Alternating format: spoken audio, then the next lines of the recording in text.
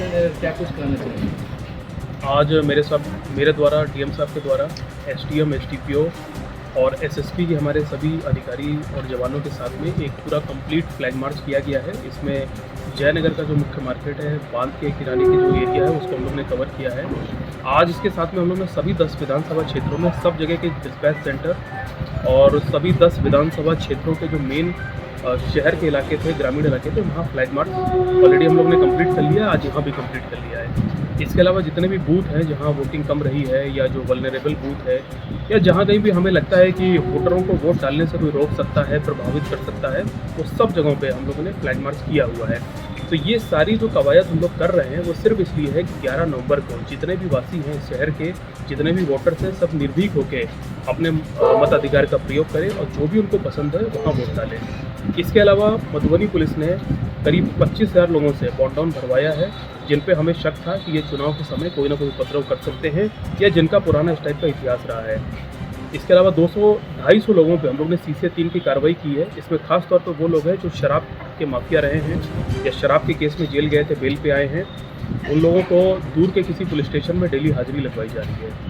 11 ऐसे अपराधी हैं जो जेल से निकलने वाले थे बेल पे, लेकिन हमें ऐसा लगता है उनके बेल पे बाहर आने से लोक व्यवस्था खराब होगी, तो उन पर CCA 12 की कार्रवाई करते हुए अब उन्हें कम से कम 1 साल तक बिना बेल के जेल में ही रहना पड़ेगा। इसके अलावा डेली अपराधियों की जो धरपकड़ का अभियान है वो जोर से चल रहा है। आपको पता ही होगा 20 कंपनियां पूरे मधुबनी जिला में आ चुकी हैं, जिसको हम लोगों ने सभी थाना क्षेत्रों में बांट दिया है। डेली सुबह के टाइम, शाम के टाइम, रात के टाइम विभिन्न टीम्स अलग अलग एरिया में निकलती हैं और जो अपराधी अभी फरार हैं उनकी गिरफ्तारी बड़े पैमाने पर हम लोग कर रहे हैं। इसके अलावा अवैध हथियारों की जब्ती का जो सिलसिला है वो लगातार जारी है। जब से मॉडल कोड ऑफ कंडक्ट लागू हुआ है, करीब 12 अवैध हथियार और 40 के करीब अवैध गोलियां पुलिस ने बरामद की हैं। 3 बड़ी वारदातें जो अपराधी करने वाले थे उसको पुलिस ने फेल किया है, क्योंकि पहले हम लोग को सूचना मिल गई थी। तो इस प्रकार से आप लोग देख सकते हैं कि जितनी भी तैयारियां करनी होती है पुलिस को, एक माहौल बनाना होता है, उसमें एक कदम हम लोग अभी आगे चल रहे हैं और हमें पूरा भरोसा है, पूरी टीम के साथ पूरी तैयारी है हमारी कि एकदम शांतिपूर्ण वातावरण में नियम संगत, कानून संगत और संविधान के तहत जो चीज़ें बनाई गई हैं उसी के तहत ये पूरा चुनाव कराया जाएगा।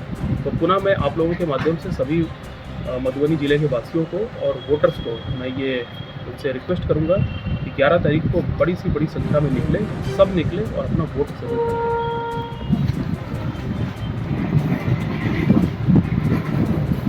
जैसा कि आप सभी जानते हैं कि बिहार विधानसभा 2025 के हमारा आदर्श आचार संहिता लगी, बजट नोटिफिकेशन भी हो चुका।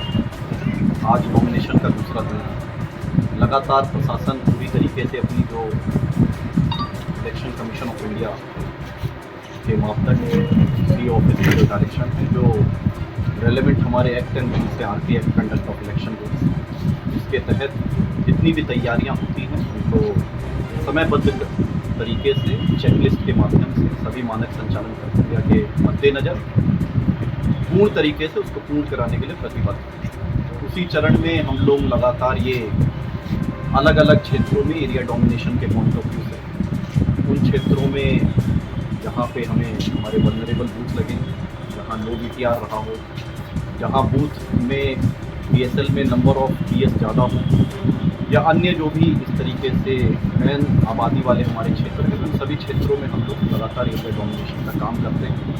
हमारे SP साहब के साथ, पुलिस की पूरी साथियों के साथ, CAPF फोर्स के साथ, हमारे SDM और सभी प्रशासनिक अमले। उद्देश्य हमारा यही है कि हमारे जितने भी परम आदरणीय मतदातागण हैं पूरे मधुबनी जिला के, और खासकर अभी हम जयनगर में बैठे हैं, तो 33 खजौली विधानसभा क्षेत्र के हमारे जितने भी मतदातागण हैं, आपके माध्यम से हम लोग इन सभी एक्सरसाइजेस के माध्यम से और अपने जो भी हम लोग के सारे कार्य है जो हम लोग समयबद्ध तरीके से करते जा रहे हैं, उनके सभी मद्देनज़र हम सभी मतदाताओं को ये विश्वास दिलाते हैं, जिला निर्वाचन पदाधिकारी, सह जिला पदाधिकारी के नाते, कि वो एकदम निर्भीक होकर जिसको भी उनको वोट डालना है, जो भी कैंडिडेट उन्हें पसंद है उसको वो वोट डालें। लेकिन 11 नवंबर को हर हालत में वो अपने घर से निकल के मतदान अवश्य करें, अपने मताधिकार का उपयोग अवश्य करें। लोकतंत्र में यह उनकी सबसे बड़ी जिम्मेदारी है और इस जिम्मेदारी का निर्वहन करना अति आवश्यक है।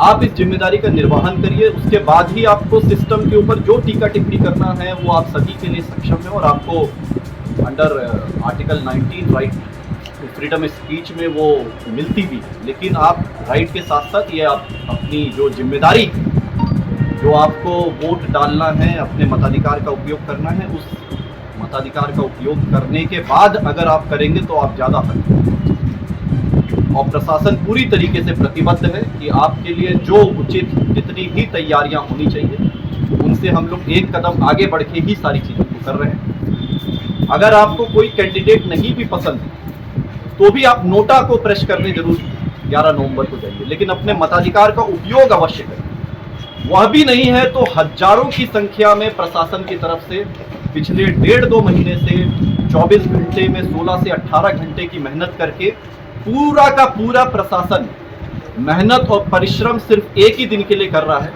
वह है 11 नवंबर, ताकि हमारे जितने भी प्रिय मतदाता हैं वह सब सुगमता पूर्वक अपने घर से निकल के उनको जिनको भी अपना वोट डालना है उनको अपना वोट डाल सके। इसके लिए पूरा प्रशासन प्रतिबद्ध है। तो अगर किसी और के लिए नहीं तो इतने हजारों की संख्या में हो सकता है कि आपके घर से भी जुड़े हुए होंगे, उनके लिए आप निकल के अवश्य आके 11 नवंबर को अपने मताधिकार का उपयोग करें। तो एसपी साहब और हम लगातार 11 नवंबर तक ये अपना परिश्रम जारी रखेंगे, अपनी संपूर्ण टीम के माध्यम से, जो हजारों की संख्या में लग के इस समय पूरी मेहनत कर रही है। हम आप सभी के माध्यम से पुनः सभी मतदाताओं को विनम्र अनुरोध करते हैं इस कार्य में। ठीक है।